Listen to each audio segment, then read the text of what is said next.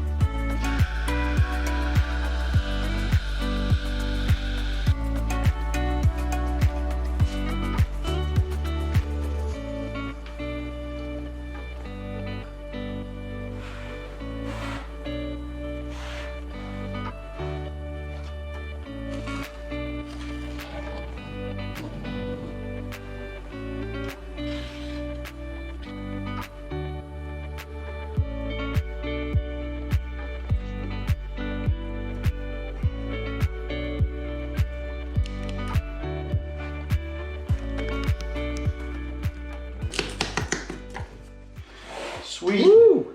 All right. It's looking good, man. So that's our system. So we're using tile leveling wedges. There's plenty of systems out there. The spindle type, pick your own, but it's a game changer. Once you use these, you'll never go back to spacers again. Appreciate you guys looking out for me on my knees. So I'm wearing my Pro knee pads today. These are custom made for the individual. ProKnee.com. And see, I'm pretty much wearing these out, but you can send these in and they'll fix them for you. We're gonna have to get you some Stud Pack ones, bro. Yeah, there you go. So it's working very well.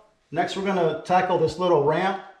And when I say ramp, it's an 1/8 of an inch, a 1/4 of an inch. You'll never feel it like we talked about. It's just not flat. No. Jordan's out on the saw. I'm inside laying them. And so you saw him going in and out that window. He's a window warrior today. Yes, sir. Every cut means 2 trips in and out the window. If he messes up, 4 trips, so don't mess up. Right. All right, let's get this knocked out. Let's do it, man. All right, gang, we got 4 rows done. These self-leveling wedges make it really fast, really flat. We've had a lot of questions about the ramp, a lot of comments about the ramp. So let me show you what's happening. So we got our level on here, and you can see how flat this is. It's dead flat. It is not rocking at all. But I'm going to extend it past our quote-unquote ramp in there. You see that? So those last few sections of tile, everything beyond this grout line is ramping down, so it's flush with the wood in the bedroom. But it's probably less than a 1/4 inch over 16 inches, Jordan. What you think? Yeah. That came out great. So we've got about half a bucket of thin set left. I think we're gonna, let's do one more row, Jordan, and see where we stand. Let's do it. All right.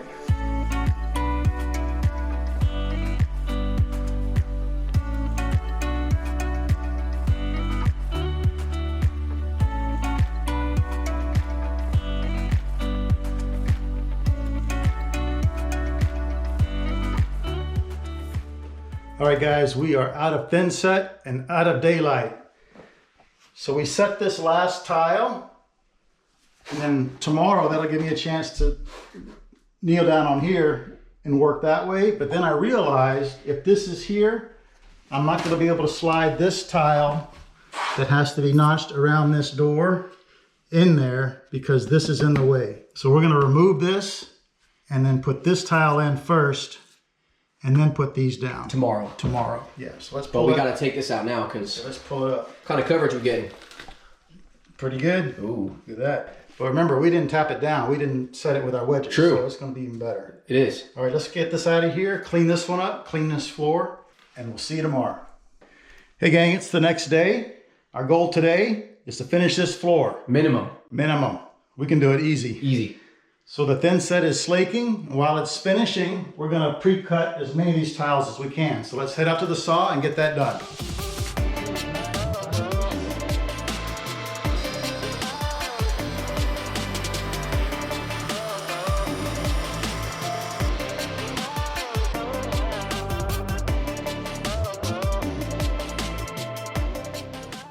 Alrighty gang, we finished the toilet area. We worked our way out here. It looks fantastic.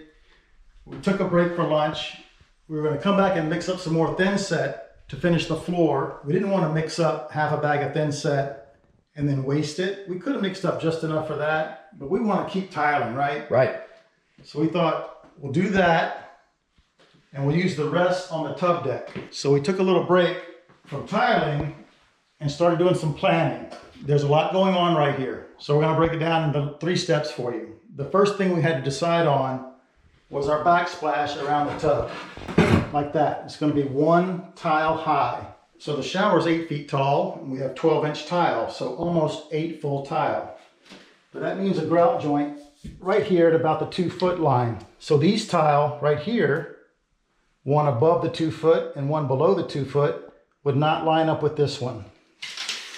So we thought it was important that the backsplash tile continue across into the shower, uninterrupted. So that means we'll have about a 6-inch row at the bottom and a 6-inch row at the top. And we're fine with that on this application.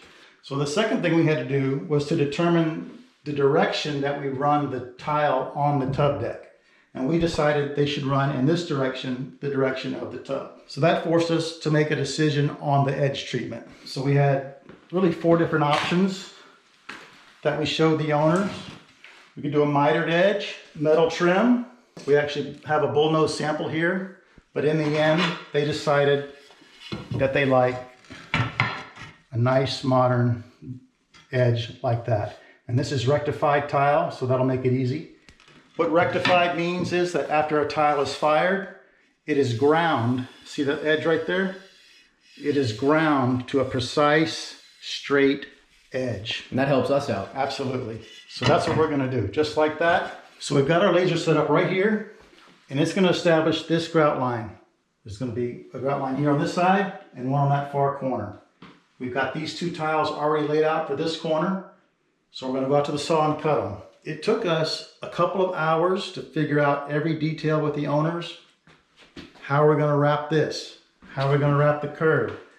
How are we going to treat this outside corner and these inside corners and the backsplash and this edge right here? So all of those details we're going to show you as we tile. We're not going to discuss them right now. It's way too many, but we are ready to cut these mix our thin set, and start laying some tile. Let's get it done. Let's do it, man.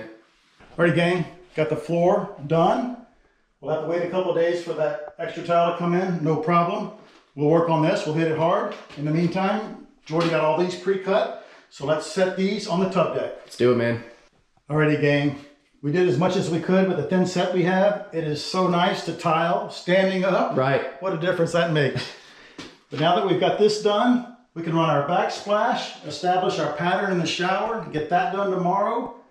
When that's done, that establishes our pattern for this, and we'll be done with this thing. Ooh. So we're not even gonna tell you what time it is, but we'll be back tomorrow.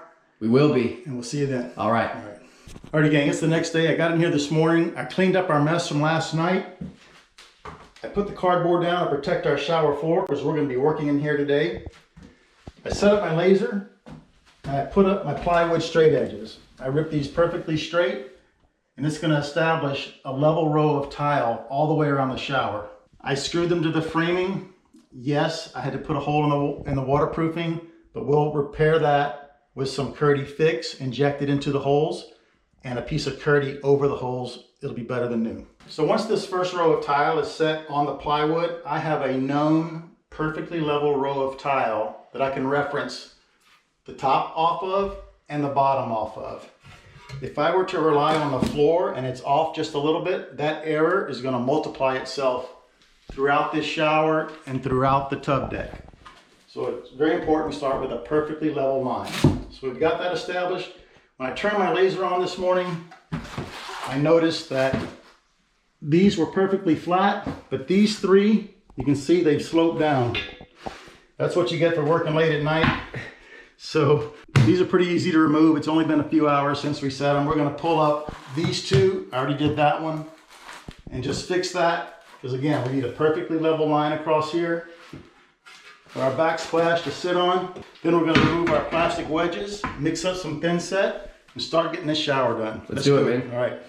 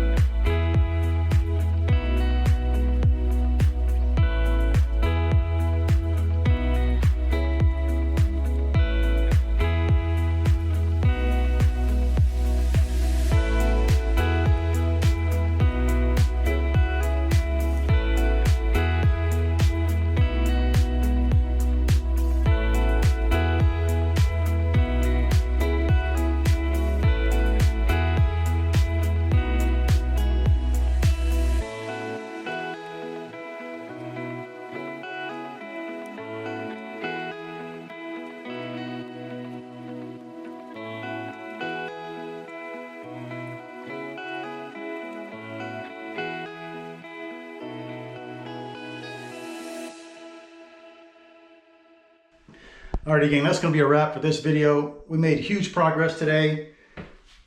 We got these two walls of the shower done, our tub deck completed, and the backsplash started. So tomorrow we're gonna come in here, finish the backsplash, remove our boards, patch the holes, put in a full row, cut in this row, cut in the top, and then all that's left is the curb and the front of this tub deck. There's gonna be a lot of intricate cuts. We have this slope right here, and a little sliver of tile right here. A tapered sliver. Right? This angle. So make sure you stay tuned for that video. It'll be cool. And these floors look sweet, man. Look at that. We buffed them out and mopped it, so it looks real good. And it's looking bigger in here, I think, with the tile up. It is. It's kind of more roomy. Yeah. Interesting. And I don't know if it's planned, but this orange is the same as the Schluter orange. You think that was planned? Nah. Nah. I mean, there's only so many colors in the rainbow, you know? So if you like the video, be sure to smash that like button for us. Drop us a comment, leave us a question. And if you haven't subscribed, we would sure appreciate that. And we'll see you on the next one.